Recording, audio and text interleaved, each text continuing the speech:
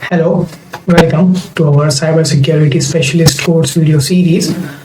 So आज की इस वीडियो में हम डिस्कस कंटिन्यू करेंगे अपने मॉड्यूल 1 में, और मॉड्यूल 1 में हम डिस्कस करेंगे सिक्योरिटी गोल्स को। CIA थ्रेट के बारे में हम डिस्कस करेंगे। मतलब CIA थ्रेट के बारे में हमने शायद सेकंड जो थ्रेट एंड वल्नरेबिलिटीज रिस्क था उसमें हमने थोड़ा सा डिस्कस किया था रिस्क के अंदर, तो उसी को आज हम कंप्लीट डिस्कस करेंगे कि CIA थ्रेट क्या होता है और क्या इसमें यूजफुल है। सो बेसिकली मतलब CIA थ्रेट होता है क्या, कंप्लीटली थ्योरेटिकल है।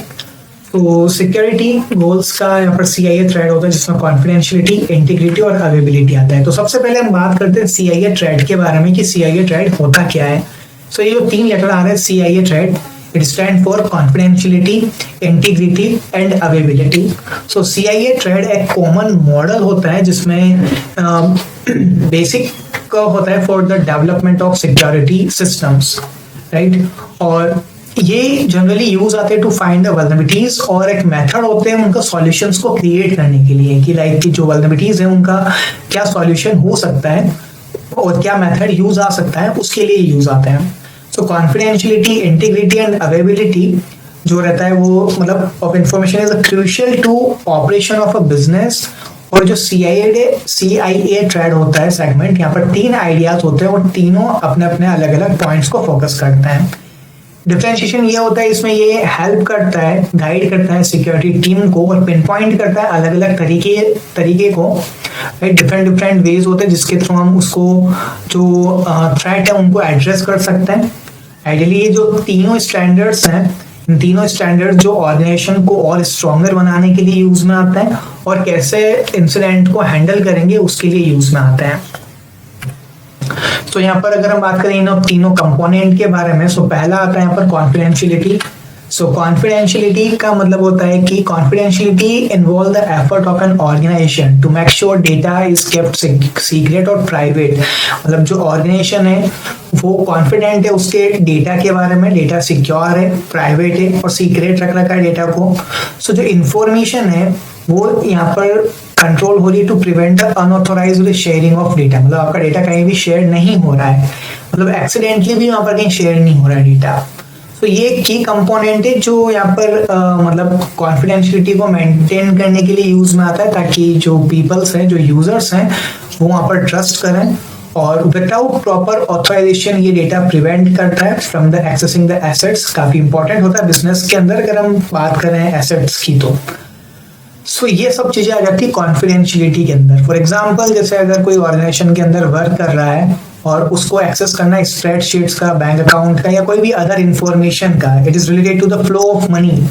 सो इसमें जो मतलब जो मेजोरिटी रहेगा वो रहेगा एम्प्लॉइज का, अदर एम्प्लॉइज का, राइट। और वो उसी एम्प्लॉइज को हम एक्सेस देंगे जिसको उनको नीड है। उसके अलावा हम उसमें एक्सेस को ग्रांट करते हैं ना बेसिकली। जैसे हम ड्राइव का लिंक भी हम शेयर करते हैं तो उसके अंदर भी हम उस पर्टिकुलर यूजर को ही वो एक्सेस देते हैं, राइट। अब मान लो वो यूजर किसी और को लिंक शेयर कर रहा है तो वो उसको एक्सेसिबल नहीं हो पाएगा, राइट। क्योंकि ये सारी कुछ पॉलिसीज होती हैं जो कॉन्फिडेंशियलिटी के अंदर यूज में आती है, वो CIA थ्रेड ही उसको बताता है। सो यहाँ पर अलग अलग तरीके होते हैं, इसको कॉन्फिडेंशियलिटी को कॉम्प्रोमाइज करने के लिए भी अलग अलग तरीके होते हैं। बेसिकली अगर बात करें तो अटैकर के पास यहाँ पर देखो, सबसे फर्स्ट अगर हम बात करें कि किसी भी टारगेट एप्लीकेशन पर जब भी अटैकर कोई डेटा कलेक्ट कर रहा है, सो ऑब्वियसली बात है अटैकर को तो परमिशन ही नहीं है उन सारे डेटा को एक्सेस करने की, राइट। उसके पास तो कोई राइट्स नहीं है। लेकिन यहाँ अटैकर फिर भी इन्वॉल्व होता है और अटैकर किसी तरीके से एप्लीकेशन के अंदर एक्सेस करेगा, डेटाबेस के अंदर एक्सेस करेगा, हो सकता है उनको डिलीट कर दे। सो हर बार अटैकर क्या करता है, अटैक करते समय किसी न किसी यूजर का एक्सेस लेगा, क्योंकि उस यूजर को वो एक्सेसिबिलिटी है लेकिन वो अटैकर को एक्सेसिबिलिटी नहीं है। सो अटैकर क्या करेगा, उस यूजर के नाम से लॉगिन करेगा। कभी भी डायरेक्टली अगर लॉगिन कर पाता अटैकर उन डेटा को, मान लो अगर कॉन्फिडेंशियलिटी जैसा कोई सीन होता ही नहीं, राइट। सो इस केस में तो कोई भी यूजर आके उस डेटा को एक्सेस कर लेता, उस केस में तो यहाँ पर अटैकिंग वगैरह कुछ होती ही नहीं है। सो ये सारे कुछ डायरेक्ट अटैक्स होते हैं जिसमें अटैकर यूज करता है MITM टेक्निक्स को, जिसमें अटैकर यहाँ पर डेटा को इंटरसेप्ट करता है, डेटा को स्टील करता है। और कुछ अटैकर्स तो एंगेज करते हैं जैसे नेटवर्क स्पाइंग को, एक्सेस लेते हैं क्रेडेंशियल्स का। अलग अलग केसेस होते हैं अटैकर्स के लिए यहाँ पर। तो ये आ जाता है अपना पहला कॉन्फिडेंशियलिटी के अंदर। नेक्स्ट आता है इंटीग्रिटी। सो इंटीग्रिटी यहाँ पर इन्वॉल्व करता है कि जो आपका डेटा जो है वो ट्रस्टवर्दी है और फ्री फ्रॉम टैम्परिंग, राइट, आपको उस डेटा को कोई टैम्पर नहीं कर रहा है। सो इंटीग्रिटी अपना डेटा जो है वो मेंटेन करता है सिर्फ ऑथेंटिकेट, एक्यूरेट और रिलायबल में। फॉर एग्जांपल, अगर आपकी कंपनी ने कोई इंफॉर्मेशन प्रोवाइड करी है about a senior manager on your website, so वो इंफॉर्मेशन जो है वो इंटीग्रिटी है, राइट। अगर वो इनएक्यूरेट होगी तो जो भी वेबसाइट को विजिट करेगा, सो उस केस में वो उस इंफॉर्मेशन को एक्सेस कर पाएगा, तो उस केस में वो ट्रस्टवर्दी नहीं है, राइट। अगर कोई भी उसको विजिट करेगा तो उस केस में वहाँ पर रेपुटेशन डैमेज हो रही है ऑर्गेनाइजेशन की, राइट। अटैकर वहाँ पर वेबसाइट को एक्सेस करने का ट्राई करेगा, इन शॉर्ट बात है तो वेबसाइट को हैक करने का ट्राई करेगा, राइट। अलग अलग डिस्क्रिप्शंस होंगे, फोटोग्राफ्स होंगे, अलग अलग चीजें होगी उस कंपनी के लिए। तो अगर कंपनी को कोई इंफॉर्मेशन प्रोवाइड करनी है सीनियर मैनेजर को ऑन योर वेबसाइट, सो उस केस में उस इंफॉर्मेशन को इंटीग्रिटी करना होगा, तब जाके वो सिर्फ वही सीनियर मैनेजर ही उस इंफॉर्मेशन को एक्सेस कर पाएंगे। सो इंटीग्रिटी को कॉम्प्रोमाइज करना अटैकर यहाँ पर बाईपास करता है आईडीएस को, राइट, और फाइल कॉन्फ़िगरेशंस को भी चेंज करता है टू अलाउ अनऑथराइज्ड एक्सेस, और लॉग्स फाइल्स को भी अटैकर चेक करता है क्योंकि लॉग्स के अंदर काफी इंफॉर्मेशन मिल जाती है अटैकर को, और कई बार एक्सीडेंटली कुछ रॉन्ग कोड आ जाता है या फिर कोई केयरलेस मिस्टेक हो जाती है, तो उसका भी अटैकर मिसयूज करता है। कंपनी की सिक्योरिटी पॉलिसीज को प्रोटेक्ट करना, प्रोसीजर्स, ये सब चीजें इंटीग्रिटी के अंदर आ जाता है।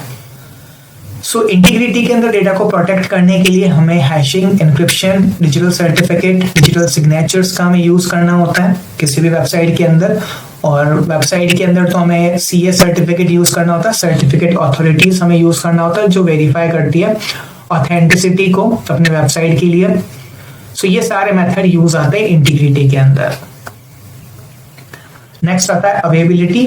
सो अवेबिलिटी का मतलब ये कि वो डेटा जो है वो कॉन्फिडेंशियल है और वो मेंटेन्ड है, मतलब डेटा जो है वो कॉन्फिडेंशियल है और इंटीग्रिटी यहाँ पर मेंटेन हो रही है। डेटा है वो यूजलेस डेटा नहीं है, राइट। कस्टमर्स का जो भी डेटा है वो सारा अवेलेबल है। ऐसा नहीं है कि जैसे आज हमने क्लाउड पे कोई फोटो अपलोड करा, थोड़ी दिन बाद देखा तो वो फोटो ऑटोमेटिकली हट गया, राइट, ऐसा नहीं है। सो इस केस में यहाँ पर यही होता है अवेबिलिटी कि आपका डेटा कभी भी आप एक्सेस करो क्लाउड पर, वो आपको डेटा एनी टाइम मिल जाएगा, राइट। मतलब क्लाउड की तरफ से मिस्टेक हो रही है तो भी आपको डेटा किसी न किसी कंडीशन में मिल ही जाएगा, यही अवेबिलिटी होती है। मतलब ऑल टाइम आपको डेटा जो है वो अवेलेबल रहेगा। ऐसा कभी नहीं आएगा जैसे आज गूगल फोटो पे जा रहे हो तो गूगल शट डाउन हो गया है, राइट। मतलब यहाँ पर अब जैसे सोच सकते हैं कि गूगल सर्वर पर काम कर रहा है तो उसके अंदर जो पावर आउटेज होगा, राइट, डिजास्टर रिकवरी सिस्टम होगा, अगर ये नहीं होता है तो उस केस में पॉसिबल है कि अवेबिलिटी जो है वो कॉम्प्रोमाइज हो जाएगी। जैसे मान लो डिजास्टर रिकवरी सिस्टम नहीं लगा हुआ है, पावर आउटेज नहीं लगा हुआ है, मान लो आज हम गूगल फोटोज को एक्सेस कर रहे हो और जैसे हम देखते तो गूगल सर्वर चल ही नहीं रहा है, सर्वर शट डाउन आ रहा है, ऐसा कुछ आ रहा है, तो ये सब चीजें अवेबिलिटी के अंदर नहीं आता है, राइट। ये सब चीजें क्या होता है, मिसकॉन्फ़िगरेशन में आ जाता है, मतलब कि अवेबिलिटी जो है वो कॉम्प्रोमाइज हो गई है, ऐसा कहीं ना कहीं यूजर को लगता है, राइट। तो ये सब चीजें अवेबिलिटी के अंदर आ जाता है। तो अवेबिलिटी के अटैक्स की बात करें तो डॉस अटैक, राइट, अटैकर यहाँ पर डिनायल ऑफ सर्विस यूज करता है और रैंसमवेयर यूज करता है। क्योंकि क्लाउड पर अगर मान लो रैंसमवेयर हो जाता है, इन शॉर्ट अगर हम बात करें कि आपने कोई डेटा शेयर कर रखा है और उस पर रैंसमवेयर हो गया, सो ऑब्वियसली बात है आपका डेटा तो वहां पर शो होगा, लेकिन जैसे ही आप उस इमेज को डाउनलोड करोगे आपके सिस्टम के अंदर, क्योंकि उस इमेज के अंदर रैंसमवेयर था, तो वो आपके सिस्टम पर भी इफेक्ट करेगा और ऑब्वियसली बात है इमेज तो हट ही जाएगी, इमेज तो वो एनक्रिप्ट हो जाएगी। तो इस केस में अटैक्स आते हैं डॉस अटैक और रैंसमवेयर। डॉस अटैक तो क्या करेगा कि अब यूजर उस सर्विस को एक्सेस ही नहीं कर पाएगा, तो मतलब वो अवेलेबल ही नहीं है, और रैंसमवेयर में अवेलेबल होगा लेकिन वो इनक्रिप्ट हो जाएगा, उसके लिए आपको वही रैंसम पे करना होगा वगैरह वगैरह, तो वो सारी चीजें उसके अंदर आ जाएगी। तो ये आता है CIA थ्रेड के अंदर 3 कॉन्फिडेंशियलिटी, इंटीग्रिटी और availability. So when we use CIA thread, so CIA thread एक सिंपल सा अगर हम बात करें तो ये एक हाई लेवल चेकलिस्ट है जो इवोल्यूशन कर रहा है for security procedure and tools को, और इंफॉर्मेशन सिक्योरिटी सिस्टम जिसके अंदर अगर हम बात करें तो 3 एस्पेक्ट आ जाते हैं CIA थ्रेड के अंदर, और CIA थ्रेड इनसफिशिएंट है अगर बात करें इसमें, और CIA सिक्योरिटी थ्रेड एक वैल्यूएबल एक्सेसिंग कर रहा है जिसमें हम यहाँ पर जो भी नेगेटिव इंसिडेंट है उनको हटाने के लिए यूज में आता है। तो जैसे लाइक मालवेयर अटैक्स आ गए, जैसे रैंसमवेयर, राइट। तो इन सबको मेंटेन करेगा कौन? कॉन्फिडेंशियलिटी, काफी मतलब इंपॉर्टेंट इंफॉर्मेशन को मेंटेन करेगा, वीक पॉइंट्स वगैरह सब इम्प्लीमेंट हो रहे हैं, वो सारी चीजें इसके अंदर आ जाती है। सो CIA थ्रेड को कब हमें यूज करना चाहिए? सो हमें इसको यूज करना चाहिए अलग अलग सिक्योरिटी सिचुएशन पर, पर्टिकुलरली जब भी हम कोई कंपोनेंट की बात करें, जो क्रिटिकल कंपोनेंट है, राइट, वो काफी हेल्पफुल होता है जब भी हम कोई सिस्टम को डेवलप कर रहे हैं अराउंड डेटा क्लासिफिकेशन और परमिशंस को मैनेज करना, एक्सेस प्रिविलेजेस, ये सारी चीजें इसमें आ जाती है।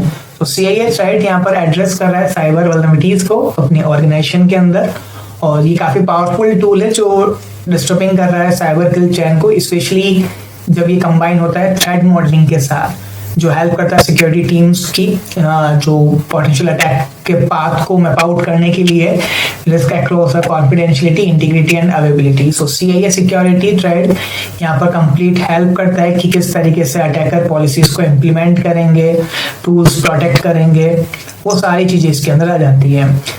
CIA थ्रेड्स एम्प्लॉइज को ट्रेनिंग देने के लिए भी यूज आती है रिगार्डिंग साइबर सिक्योरिटी, राइट। कुछ चैलेंजेस की बात करते हैं इसके अंदर। सो ये काफी मतलब मैसिव डेटा को हैंडल करता है, securing the vast amount of data from the numerous sources multiple formats के अंदर, वो ऑर्गेनाइजेशन के लिए काफी चैलेंजिंग हो जाता है। कई बार होता है डुप्लीकेट डेटा सेट्स भी हो जाते हैं, डिजास्टर रिकवरी प्रोसेस को इंक्रीज करना होता है, सो ऑब्वियसली बात है कॉस्ट भी यहाँ पर इंक्रीज होगी। Weak data and governance, auditing काफी स्ट्रॉन्ग होती है इसके अंदर क्योंकि डेटा इन्वायरमेंट काफी बड़ा होता है, सो ऑब्वियसली बात है स्ट्रॉन्ग ऑडिटिंग और विजिबिलिटी, सो ये सब चीजें इसके अंदर आएगी। IoT privacy and security gap, so IoT के अंदर अभी भी यूजर डेटा जो है वो कॉम्प्रोमाइज हो सकता है क्योंकि ये सारे डिवाइसेस जो है वो अनपैच होते हैं और वीक पासवर्ड यूज करते हैं, सो ये न्यू एंट्री है अभी साइबर अटैक्स के अंदर। IoT डिवाइसेस उसे अभी इतने आए नहीं है, बट हाँ फिर भी ये एक न्यू एंट्री पॉइंट हो गया साइबर अटैक्स के लिए आज के टाइम पर IoTs भी। प्रोडक्ट डेवलपमेंट को सिक्योरिटी करना, मतलब security during a product development, so network connected products जो होते हैं उन सबको सिक्योर करने के लिए यूज में आता है। सेंसिटिव इंफॉर्मेशन हो गया जो सिस्टम से इंटरकनेक्टेड है, यूजेबिलिटी और सिक्योरिटी दोनों को बैलेंस करना, स्ट्रॉन्ग सिक्योरिटी कंट्रोल्स यहाँ पर हमें यूज करना जो रिड्यूस करेंगे सिस्टम अवेलेबिलिटी को, और भी काफी सारी चीजें इसके अंदर आ जाती है। तो ये सब चीजें इसमें आती है। नेक्स्ट हम देखते हैं कैसे हम CIA थ्रेड को इम्प्लीमेंट करेंगे, इसकी बेस्ट प्रैक्टिसेस के बारे में। तो सबसे फर्स्ट यहाँ पर हमें कैटेगराइज करना होगा और प्रोटेक्ट करना होगा सेंसिटिव डेटा को, जितना भी यहाँ पर डेटा है उनके जो भी कॉन्फिडेंशियलिटी नीड है, enforce like data encryption, two factor authentication use करना और अपडेटेड एक्सेस कंट्रोल लिस्ट को मेंटेन करना of the permission as part of essential security hygiene. Strengthen role based privacy training, जिसमें regularly privacy awareness training employees को provide कराना, right, और जो भी role specific data management requirement है वो सब यूज करना। डेटा इंटीग्रिटी कंट्रोल को इम्प्लीमेंट करना, डेटा लॉग्स, चेकसम्स, हैश फंक्शंस, इन सबको मॉनिटर करना और प्रिजर्व करना डेटा एक्यूरेसी को during a processing, transfer and storage, और कंप्लायंस स्टैंडर्ड्स को फॉलो करना, रिव्यू करना रेगुलेटरी ऑब्लिगेशन को, फॉर एग्जांपल लाइक जो भी GDPR है, जनरल डेटा प्रोटेक्शन रेगुलेशंस हैं जो इंश्योर करते हैं डेटा ट्रांसफर को to the third party vendor, और लीगल सेफगार्ड्स को सपोर्ट करना, वो सब चीजें इसमें आ जाएगी। तो ये सारी चीजें आ जाती है CIA थ्रेड के अंदर। सो CIA थ्रेड के अंदर जो प्रिंसिपल्स हैं उनको मतलब प्रोटेक्शन को इनहेंस करने के लिए ऑर्गेनाइजेशन को ओवरऑल सिक्योरिटी स्ट्रेटजीज को यूज करना होता है, सेंसिटिव डेटा को प्रोटेक्ट करना होता है फ्रॉम एक्सपोजर, और ensure that information is not tempered with, और इंफॉर्मेशन को सिक्योर कर रखा है, अवेलेबल कर रखा है जब भी यूजर को उनकी नीड है, सो ऑल टाइम वो इंफॉर्मेशन वहाँ पर अवेलेबल है, राइट। नेक्स्ट जनरेशन फायरवॉल्स भी यहाँ पर ये अभी जो आने वाले नेक्स्ट जनरेशन फायरवॉल्स जो है वो सपोर्ट करते हैं ये सारे प्रिंसिपल्स को। बिल्ड इन थ्रेट प्रोटेक्शन होता है, विजिबिलिटीज होता है, अपटाइम्स होता है, और नेटवर्क्स को सिक्योर करना, इन सब में काफी इजी हो जाता है CIA थ्रेड। सो ये था अपना कंप्लीट CIA थ्रेड के बारे में। So that's it for this video, thank you.